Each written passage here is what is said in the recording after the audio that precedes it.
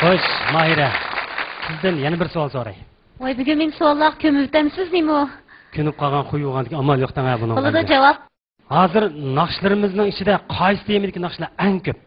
Hammamizga ma'lum Qaysar, bizning naqshlarimizning temasi bekli ko'p. Endi buning ichida ko'proq uchraydigan muhabbat naqshlariga deyman. To'g'ri deysiz. Muhabbat o bir mangulik tema. Meningcha muhabbat naqshlarning manbaimikin deyman. Rastlaysiz Qaysar, demisimi, mayli sevgi muhabbati bo'lsin, vatan muhabbati bo'lsin yoki ona muhabbati bo'lsin va yoki qarindoshlik muhabbati bo'lsin, hammasi shu muhabbatdan urg'ib chiqadigan naqshlar. Albatta, mening bir do'stim bo'ladigan Mayra. U menga bunday bir gapni qilgan edi. Boyaqi naqshni olib shu gap esimga kelib qoldi. U deydi, bizdagi shu muhabbat naqshlarini to'plab ratlasa, bizda bir cho'ng tipdagi muzikalik teatr maydoniga keladi de. Pek to'g'ri debdi Qaysar. Demisimi rost? Bizning muhabbat naqshlarimiz haqiqatanmi ko'p. Biz qoida shu naqshlarni anglasak, uzun yillar ilgirki aslimlarimiz yodimizga tushadi. Albatta. Qoida shu naqshlar yuraklaringizni lol qiladi. Qoida sizni shod qilib, mung'a cho'mdiradi. Yana qoida? Yana qoidasini tuvangi naqshni anglaylik. Qani, marhamat.